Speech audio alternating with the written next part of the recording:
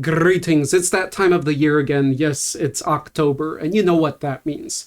Our annual monster art contest. And keep in mind that you can always prepare for these contests better by joining our Discord, where one of our famous Monsterites dandy runs art challenges every month. It's just a fun event where you can post your submissions on Discord and the community as a whole gets to see them and you get helpful feedback. Now the theme for this year's contest, or the title, is going to be Unique Armor for Undead Monster. So you have to create a unique armor and in up to 3 colors. No more than 3, but can be less. So if you just want to make a graphite work, a pencil work, or an ink work of 1 color, which with paper always ends up 2, you're going to most likely have at least 2 colors or very contrasting tones so you can at least see something, but no more than 3 different colors. Now with that, let's move on to the scoring criterias, and be sure to listen through all this carefully, as there are important details here and there to watch out for to make sure that your submission gets in and approved, which is mainly for affecting prizes, but also so you kind of know what I'll be looking for during the scoring process. There will be 7 scoring criteria, starting with character. Now the focus here is the armor, but the armor has to sit on something, which is the undead monster. Now undead can be as skinny as a skeleton or as bloated as an infected bulging ghoul. And you can be as creative with the character as you desire, and that's where the 3 points here go to. Now this year it's going to be different since you're showcasing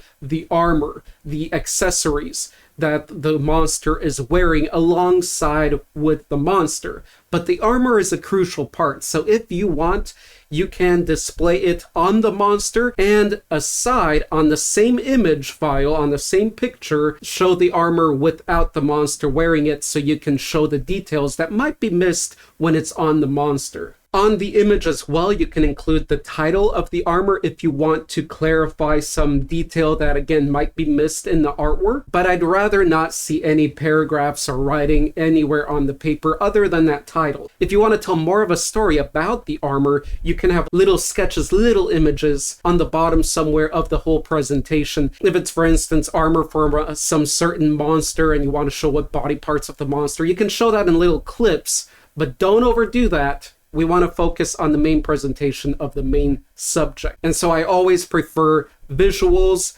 only writing for the title if you want, not required. None of that stuff is required except for showcasing your armor on an undead monster. So that's all up to you how you best want to convey this. All right, so let's move through the rest of the criteria here. The next one out of the 7 ones will be creativity, which will be worth up to 5 points. And that's where your uniqueness of the armor will largely be scored. How different, how unique, how creative were you with this design, or how simple and plain is it? And how often have we seen this concept or this similar thing elsewhere? The next criteria will be effort, which will be worth a maximum of 3 points. And that's basically judging how much time does it look like you spent on this artwork. Does it just look like a quick scribble, or does it actually look like you spent several hours working on it, or went through some deep contemplation of conceptualizing the whole thing to make it stand out as much as possible? The next criteria will be skill, which will be worth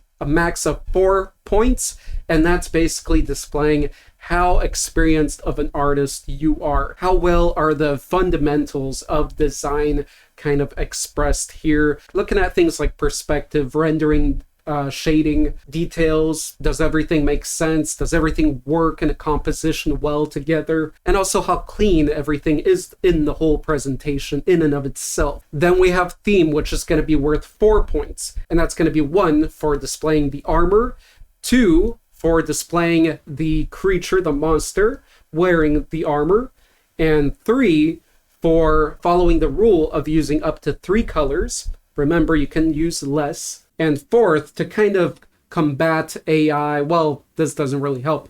We'll talk about that a little later, but to make sure that this artwork is for this contest specifically, we haven't had too many issues with this in the past, but you have to include our World of Monsters skull, Cyclops skull, with or without the eye, somewhere in the artwork. It could be on the armor, it could be etched into the armor, it could be on the monster itself, it could be anywhere present, or something even in the background if you want to make a fancy background somewhere. Anywhere in the image, and again, that is our Cyclops skull logo, something similar to it. It doesn't have to look exactly like the logo, just a Cyclops skull with the big eye hole or eye there. So this criteria is basically the 4 kind of submission rules for the actual artwork here.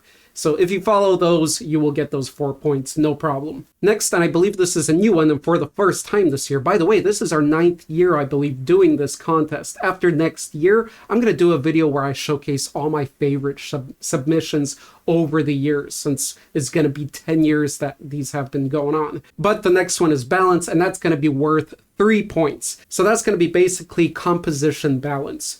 If it's a black and white work, how much black, where's the empty space, everything's important. We could even look at areas where there's too much details, not enough, where it just doesn't make sense. It's not just giving off that balanced feel. Not necessarily talking about whether the armor is balanced in realistic senses or the monster itself. That's going to be more on the character, and then the armor is going to be more the composition and skill, everything else. But more of the artistic application that you used and applied to create your artwork. And the final one, which I think we just used last year, is the wow factor. And this one's only going to be worth 1 point. And only certain artworks get that really just grab your attention at first sight and just give you that positive surprise kind of reaction. This doesn't mean that these have to be the more skilled or more time spent ones. It could be just as simple as a unique concept or the way it's being expressed, something that just pops out at you more amongst the different submissions. And with that, let's talk about the prizes. The first place winner will win at least $100, second place $30, and third place $20. But these are minimums. So whatever's going to be higher, that's what the prizes are going to be. Because I will grow the prize total up by $10 per qualified contestant. And first of all, to make sure you are qualified, if your artwork is qualified to raise that prize pool money, you just have to make sure that you include that skull, which is in the criteria of theme. So double check on that part of the video where I was talking about the theme and the 4 criteria and basically the 4 rules to the submission that you need to do. So as long as our World of Monsters Cyclops skull is somewhere in the artwork, then it will be a qualified submission that will raise the grand pool of prizes another $10. So for every person that joins and they have a submission that is qualified, we will grow the prizes another $10 in total. So right now the total is $150, and that is the minimum. But if we get more people joining in, that will grow. We haven't had too many issues with that. If it comes down that there are certain types of issues in this, I will certainly find the best way to deal with that and let you guys know and update everybody. But otherwise, share this, get your friends to join in. In the end, it's just more of a win-win for, well, you guys, the courageous artists. And so what does the time frame of this contest look like? Just as every year, we start now October 1st. Turn in your submissions by October 31st. It's more like November 1st, but I just say 31st so then people don't send it on November 2nd or whatever. Up till the end, the midnight of October 31st, you are fine in sending your submissions to me. If you need a couple days, these contests, usually we don't have a crazy amount of people, so I'm usually okay to stretch a day or two. If you need that, just contact me. Don't worry about it. Don't give up. If you're already halfway through your artwork and you just need one more day or some more hours, just contact me. We can work it out. But all in all, shoot at October 31st this year. And finally, what to submit and where. You're just going to submit one image. Only one image. If you send me several images, I'm going to choose one to judge through and share with other judges. Therefore, if you're telling a story about the armor in a certain way through images or clips, you want to make sure it's all included on that one image JPEG or PDF or whatever file you want to save it as. But in one area. If you're doing a photograph, if you sculpted something, because it's open media, so you can do any media. If you're doing something with a sculpture or something like that, or that you painted up, then Take a nice, as best as possible photo because it's very important too. That will earn you points in presentation, which overlaps over certain criteria. So you don't want to take a bad lit, bad quality photo. If you're going to take a photo of something, make sure it's high quality because you're going to be competing with people that did digital paintings that are crisply done in the computer or took a nicely lit picture of their painting that they made or whatever. So make sure your presentation is good. Everything you have must be in one picture file, or I'll have to choose one, and I'm sure you'll be more happy choosing one of your own than leaving it to somebody else. Because of copying and cheating and things like that, especially this being the first year where AI could actually be an issue here, we'll see. You may be asked to submit progress pictures. You never have to submit that with your submission. So don't worry about sending those when you send me your submission. But if I contact you and say, this seems a little bit odd, or I just want to make sure, then be sure to have progress pictures of your artwork ready. Basically, try to take and save a picture of what you've accomplished at different time frames as you're working on it. And all that stuff can be sent to my email, which I think is the simplest, easiest way to do it, as nobody has general issues with that, whereas through social media, some people have issues with that. Send it to my email. It should be on the screen. It's going to be artkidawa@gmail.com. If the file is big, by now you probably know how to transfer that. But again, you won't have to do that unless your single image is really, really big. If you're trying to send a high resolution one, that's totally okay. You can use things like Dropbox,